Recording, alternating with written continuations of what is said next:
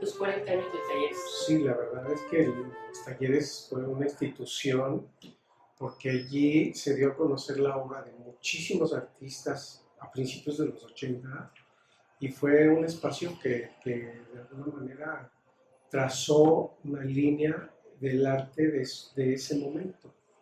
Allí se daban cita todos los artistas que estaban diseñando y produciendo proyectos artísticos de primera y de envergadura impresionante, porque era como el lugar en donde nacieron los proyectos. Ahí trabajamos el grupo Atentamente en la Dirección, un grupo que formamos en 1983-84, Vicente Rojo Cama, Mario Raquel Faz, Dominique Licois, María Guerra, Carlos Omonte y yo, Eloy Tarcisio. Ahí hicimos una experiencia maravillosa con, con este Santiago Rebolledo, que lo invitamos a que nos acompañara a performance en el patio de donde ahora es el teatro, donde tienen ahora el escenario, la parte escénica. En aquella época no había nada, era un patio, y entonces allí, yo me acuerdo que bueno, con María usamos un escalón y semidesnudos hicimos un performance en un escalón que teníamos cortito y teníamos una jaula que no sé, era de ahí de los talleres. Entonces metimos a Santiago Rebolledo a la jaula y Dominique Licois le cortó el pelo en público. Entonces eran acciones, eran actos que no eran comunes, que era una especie de happening, un happening y allí nos divertimos mucho. Eso fue, creo que en 1984. Bueno, los talleres en ese momento recibían a todos los artistas que querían hacer algo novedoso y les abrían las puertas.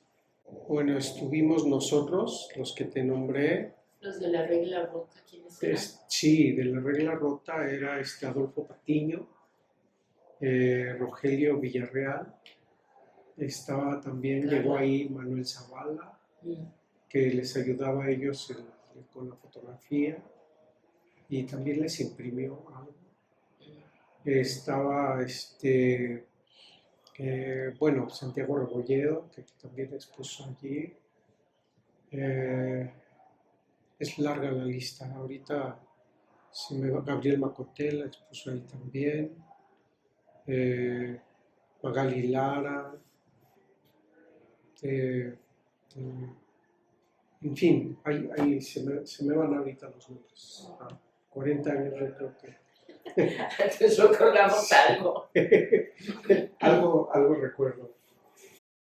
Salón 76. ¡Ah, sí! No, bueno, yo estudié en La Esmeralda. Entré en el 73. Y en el 76, junto con Sebastián, hicimos el Salón 76. Un espacio en donde nos reuníamos artistas que éramos individuales. Éramos lo que se dice ahora muy mamones, porque no queríamos perder nuestro nombre. Y era un momento en donde había los grupos. Había el grupo Suma, Tetraedro, Pentágono, TAI, grupos de jóvenes artistas y nosotros hicimos este grupo llamándolo Salón porque era un punto de reunión, un punto en donde varios individuos con una personalidad muy definida, muy propia, nos reuníamos para buscar espacios de exhibición. Y entonces nos poníamos temas, nos poníamos retos, nos poníamos una serie de metas. Entonces trabajamos el concepto del nuevo libro, trabajamos el concepto de la nueva abstracción, hicimos el nuevo cartel, exhibimos en Bellas Artes la nueva acuarela, exhibimos en las galerías de la Academia San Carlos, en el pasaje del metro, hicimos muchas exhibiciones en diferentes lugares, en la zona rosa, en la Galería Pecanins, en el corredor del metro Zócalo Pino Suárez, buscando plataformas para poder ¿Eso durante qué exhibir. lapso de Eso tiempo? fue entre el 1976 y 1978. Culminamos nuestras actividades como grupo haciendo lo que fue nuevas tendencias, una exhibición en el Museo de Arte Moderno a la que invitamos no nada más los que éramos del salón, sino que también invitamos a otros artistas para que hicieran una obra disruptiva, una obra que pudiera provocar una conmoción y un cambio en su propia idea de lo que era su obra artística. Entonces allí empezó lo que era el happening, el environment, obra performática. Ahí empezó Mónica Mayer, no sé, hacer el tipo de obra que ahora la hace muy famosa. Magali Lara, Mauricio Guerrero, y éramos jóvenes todos recién egresados de San Carlos, recién egresados de la academia, y yo recién egresado de la Esmeralda. Y estábamos haciendo una obra un poco muy diferente a lo que estaba planteándose en el arte de ese momento. Los grupos también hicieron algo importante en ese momento porque hacían, por ejemplo, el grupo Suma hacía mucho trabajo en la calle, poético, de pintas en muros, de trabajo gráfico, participaban en las manifestaciones. El grupo Proceso Pentágono hacía una obra política, criticaba lo que era los países militarizados, el tipo de violaciones que hacían los militares hacia el público, hacia la gente. Sí, sí, ahorita es un momento en donde el arte social, colectivo, es muy importante. De hecho, ahorita hay una gran exposición en Europa que se llama Kassel. Sí.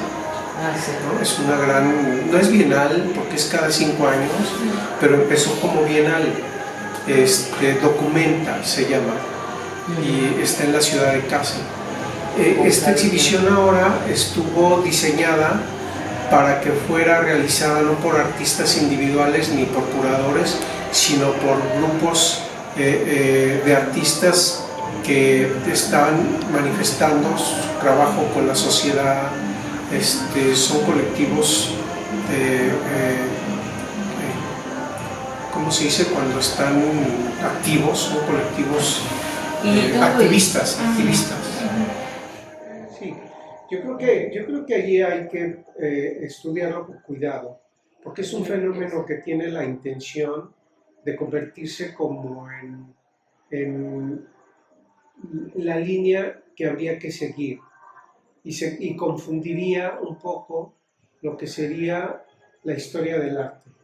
O sea, habemos miles de artistas que no formamos partes ahorita de grupos, de colectivos, y que hacemos una obra individual. Entonces pareciera como que eso está mal, o como si eso ya fuera demasiado decadente. Y no es cierto. O sea, lo que pasa es que el fenómeno del mainstream, ¿no? El fenómeno del escaparate, es algo movible y se va moviendo de acuerdo a cómo se va desgastando lo que es la promoción artística. Entonces, de pronto ahorita todo el mundo voltea a ver las ferias y entonces Kassel se vuelve disruptivo. Documenta se convierte en algo que le mueve el tapete a todo el mercado capitalista. Y entonces tendrían que ver de otra manera el arte para poder recuperar ciertos valores que se quedan deslavados, que se quedan atomizados, ¿no? Entonces el arte se mueve y el artista es el que provoca el movimiento.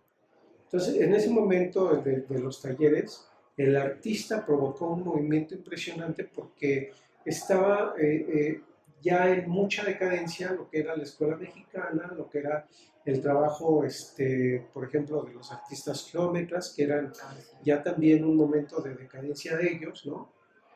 Obviamente nunca termina de desaparecer, porque sigue habiendo artistas que hacen de todo, pero en ese momento como que el tipo de expresión que había en ese entorno de los talleres era muy crítico, era muy experimental, sí era individual, pero había provocaciones colaborativas interdisciplinarias muy ricas, ¿no? Y nosotros fuimos parte de ello, el poder trabajar ahí con Isabel, los talleres, hacer un performance largo. Ese fue el 14 de febrero de 1986, que se llamó 14 de febrero, ¿no?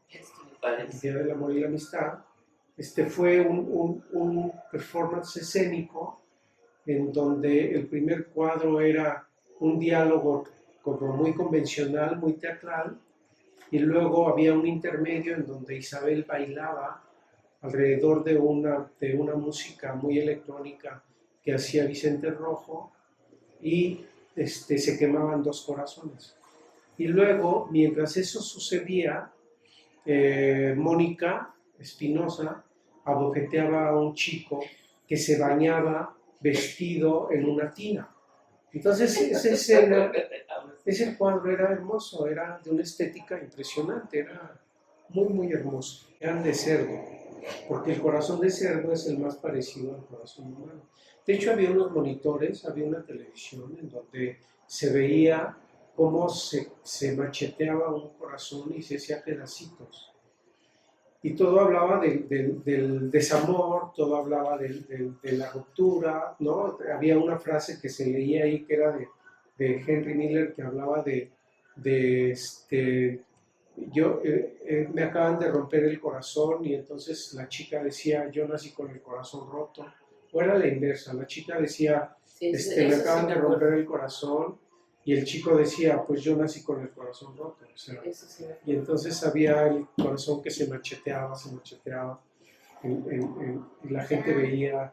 O sea, para un 14 de febrero eso era atípico.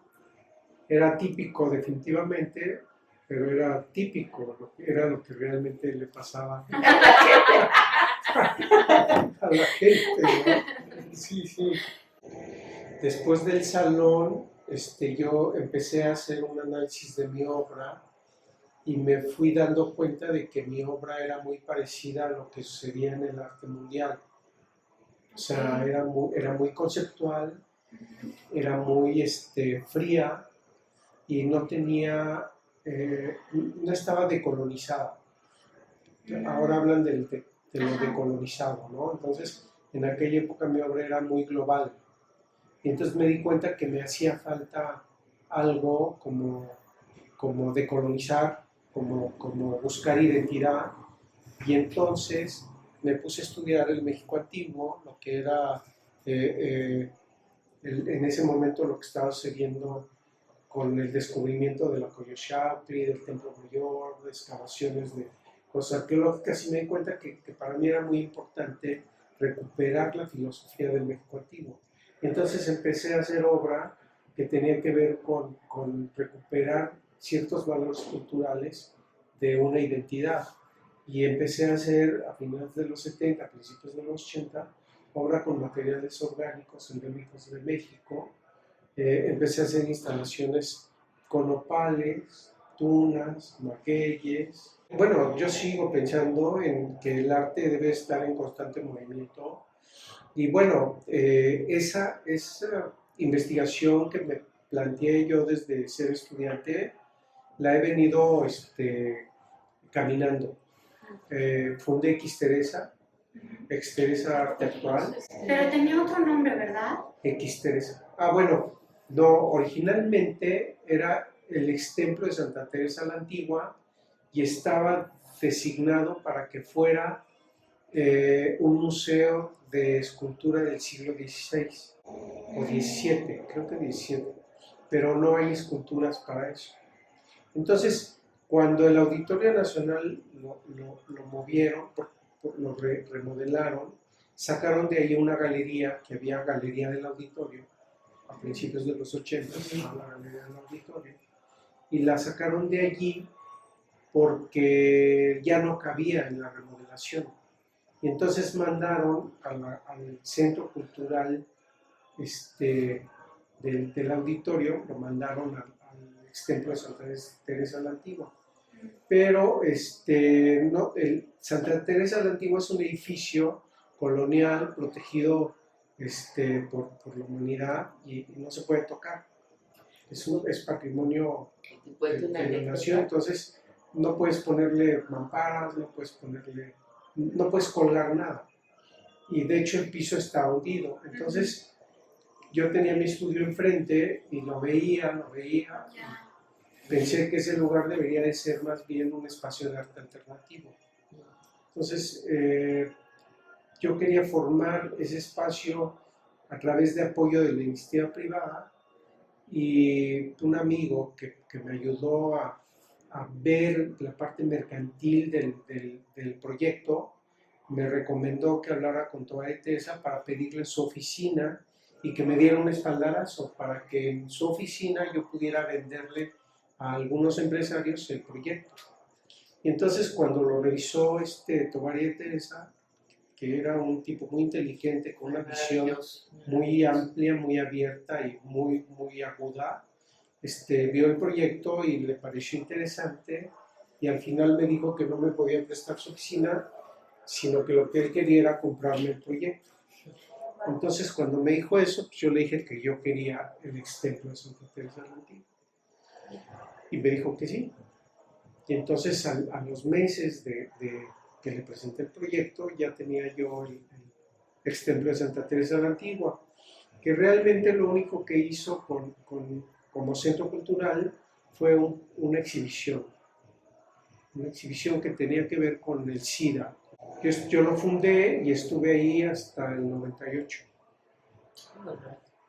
2009, en el 2009, yo ya estaba pensando desde mi salida en el 98 de X Teresa, pensando en tener una asociación civil que me ayudara a desarrollar proyectos como los que yo venía haciendo en X Teresa.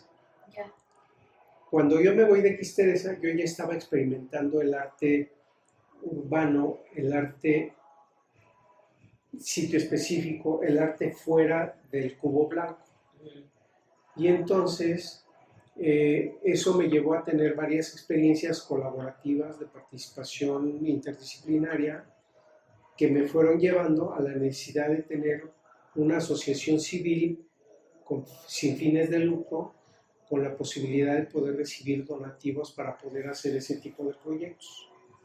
Entonces, nunca dejé de ver la idea de que el arte en su movimiento tenía que participar de la sociedad, porque en X Teresa yo tenía una limitación muy grande, que era de 700 espectadores, y afuera de X Teresa, en el mismo centro, en la misma calle de Poneda, había millones de personas.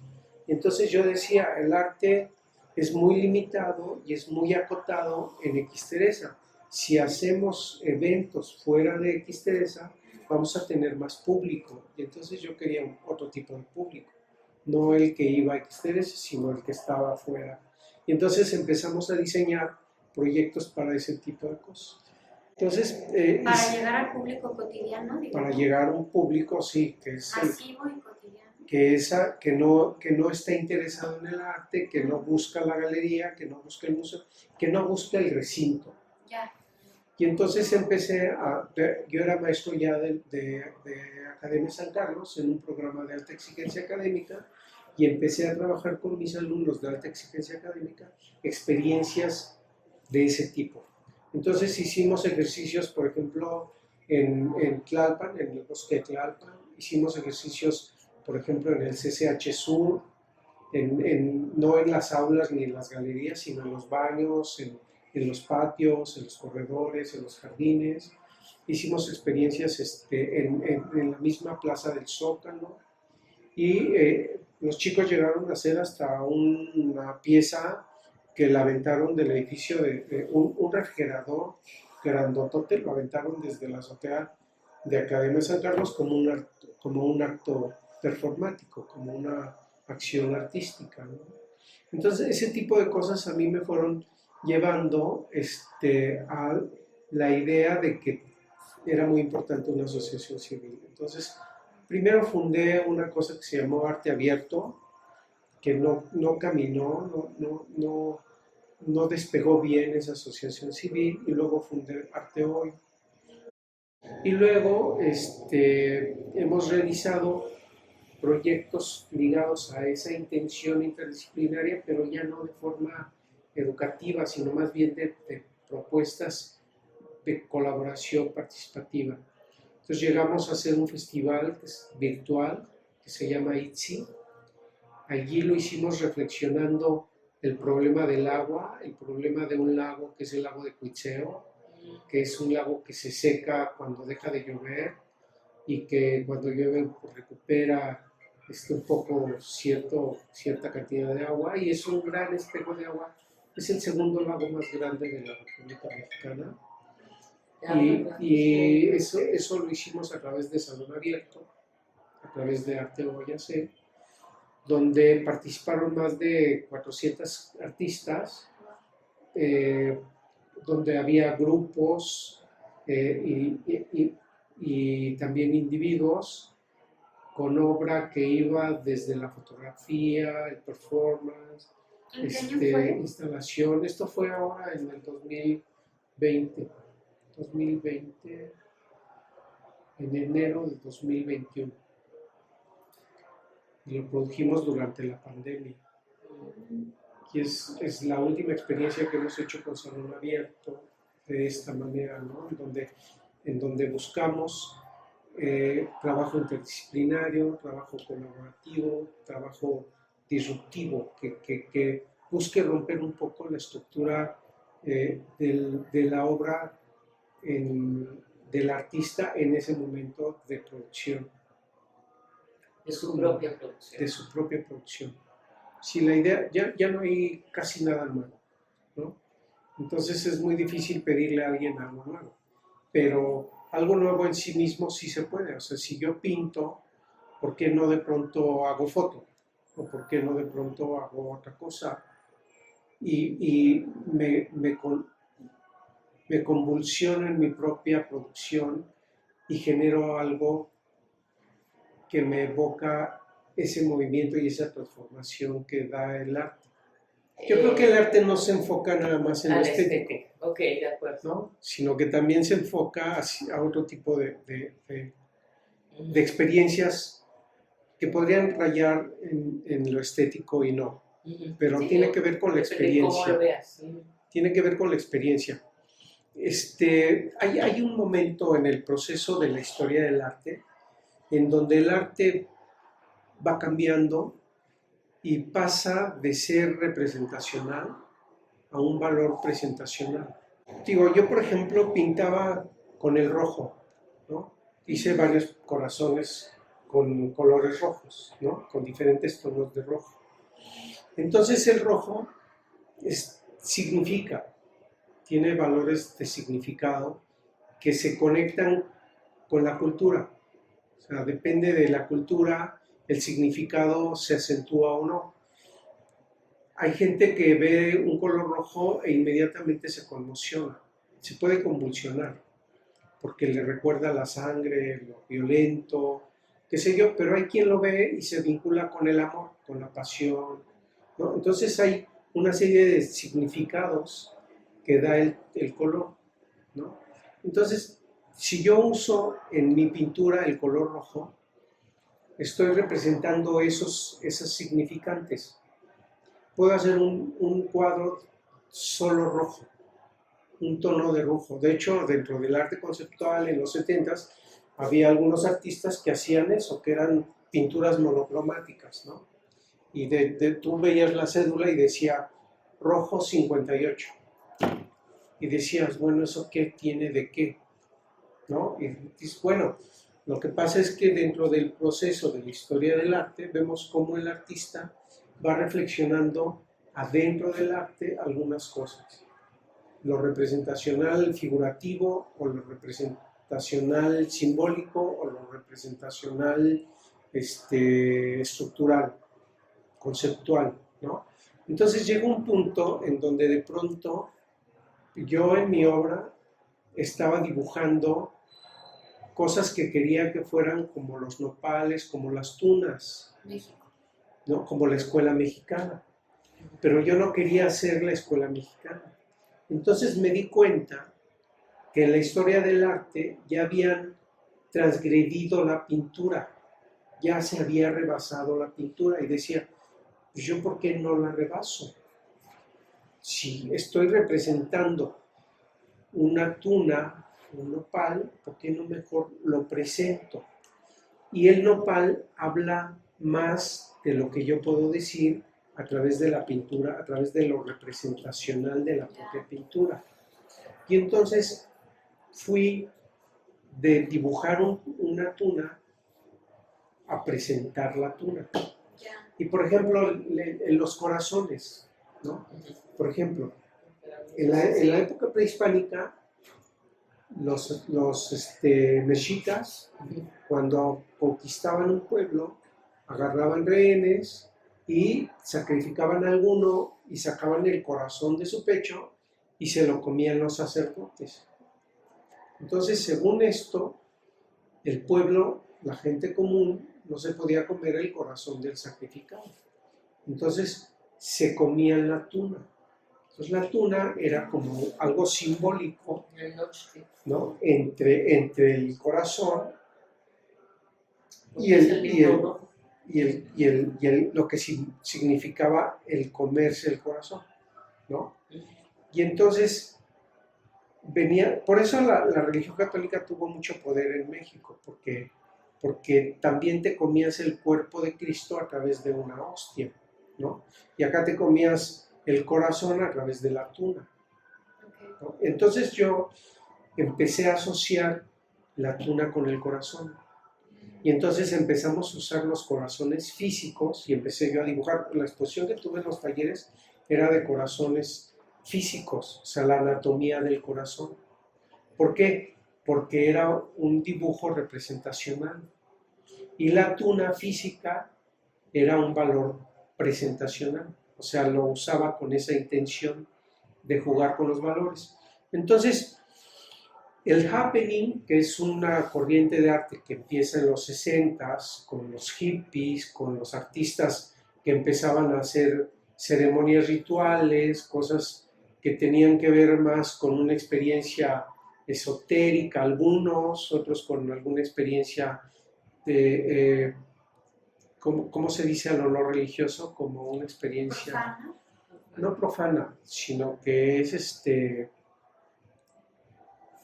hay un término que se usa, a ver si me viene ahorita a la mente, pero no es religiosa, es del arte, es pensar en la pintura, pensar en la experiencia del color, pensar... No, bueno, el chiste es que había algunos artistas, por ejemplo en Francia, ¿no? Nanjun Pai, por ejemplo, ¿no? O Niki de Saint-Palais. Niki de Saint-Palais pintaba con un rifle, pues tenía una escopeta y le apuntaba a una pintura, a un cuadro blanco, y le disparaba y entonces se abrían los colores. Y entonces sus pinturas eran con una escopeta, ¿no? Nanjun Pai pintaba con robots, hacía máquinas que al moverse salpicaban pintura. Y era del arte cinético, y era el movimiento, era el análisis del movimiento. Así como en el impresionismo se reflexionó la luz, acá en el arte pop y en el arte op se reflexionaba el movimiento y se reflexionaba la óptica. Y entonces de pronto los artistas conceptuales reflexionaban las experiencias por sí mismas, ¿no? Y había quien se cortaba la piel, había quien se cortaba el pelo, que nosotros lo hicimos en Happening, ¿no? Y de pronto había quien aventaba un refrigerador ¿no? Y entonces como un acto de reflexión, como un acto provocativo. Así como una pintura de Goya podría provocar, por ser, no sé, terrorífica, los sueños o los monstruos o estas cosas que él pintó, ¿no? Así de pronto ya no necesitabas pintarlo porque ya no le decía mucho al espectador la pintura. Había a mucha gente que sí, pero a la gente común una pintura de un sueño de Goya con murciélagos rondando alrededor de la cabeza de una que está dormida, ¿no? Pues como que no le dice mucho. En cambio, la caída de un refrigerador va a hacer que voltee y que se impacte de una manera impresionante. Entonces, más que un acto estético, era una acción provocativa para generar que el espectador volteara y viera y reflexionara el acto. Entonces había desde actos amorosos hasta actos terroríficos, ¿no? Entonces, no sé, Abramovich de pronto ponía objetos en una mesa y pedía que la gente llegara e hiciera en su cuerpo algo con esos objetos, al grado de que dejó una pistola, dejó unas tijeras, dejó un puñal, Sí, no sé y casi la agreden con eso. Entonces ella realmente terminó espantada, pero esa era la intención, era que el espectador se hiciera responsable de su acto creativo, de que pudiera crear algo simbólico frente al público. Mi formación es de pintor. A mí me gusta lo visual, me gusta el cuadro, me gusta el plano, pero me interesa mucho que la gente voltee y vea mi obra. Y entonces hago actos interdisciplinarios, performáticos, qué sé yo, para lograr que el espectador voltee y se detenga un momento más frente a mi obra y pueda reflexionar un poco más acerca de lo que está viendo.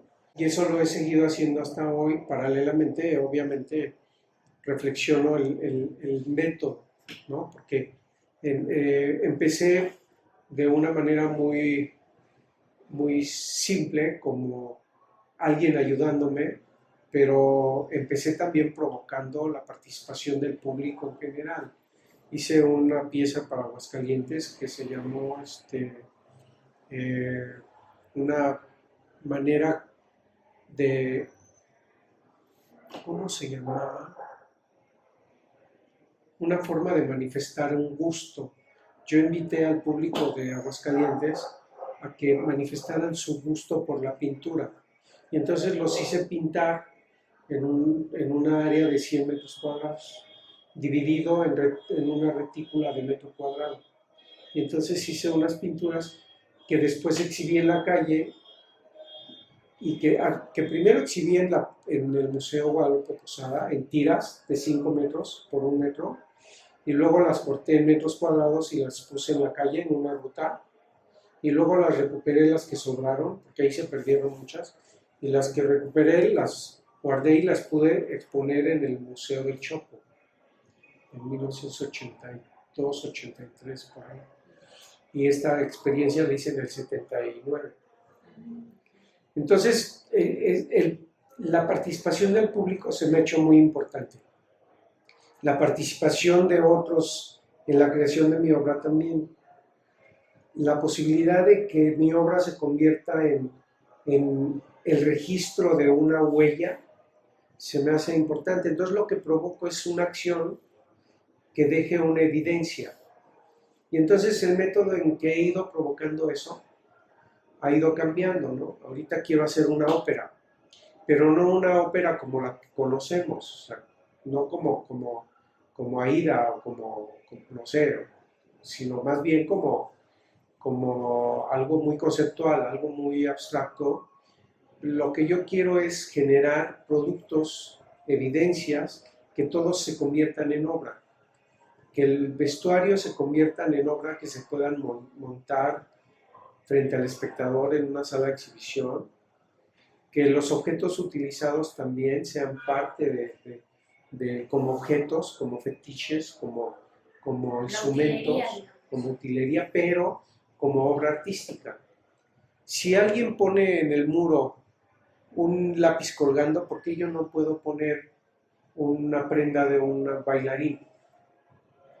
Entonces, yo lo que creo en la obra de arte es una gran mentira. Es una gran mentira que genera una gran verdad, para mí. Pienso yo, por ejemplo, en los rituales primitivos. Pienso yo, por ejemplo, en las danzas donde se usan máscaras y vestuario que los bailarines cuidan de una manera impresionante. Y entonces, de hecho, hay el concepto de la máscara bailada, del traje bailado, que se convierten en algo simbólicamente muy fuerte, al grado de que no es lo mismo una máscara nueva o un vestido nuevo que una máscara bailada o que un vestido bailado. Se cargan de energía, de simbología, se cargan culturalmente.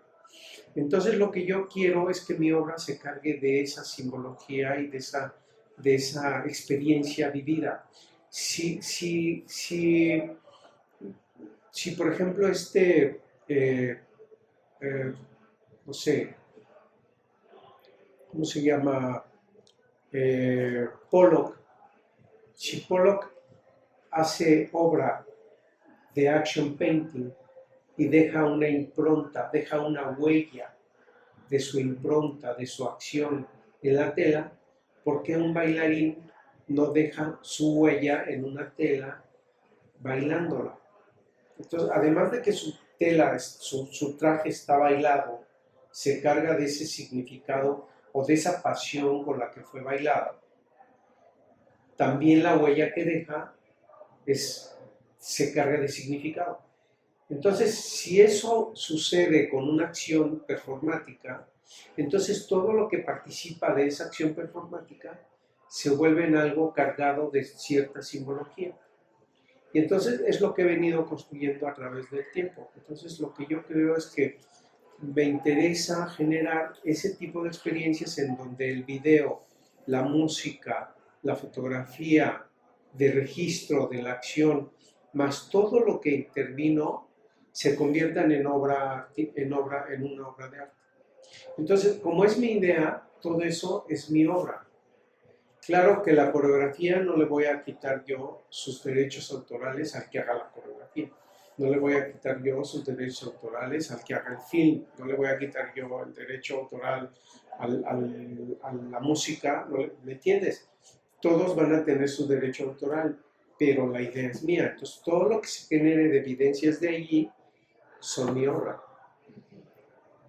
Y es un poco a donde he llegado a partir de, no sé, 50 años que vengo reflexionando.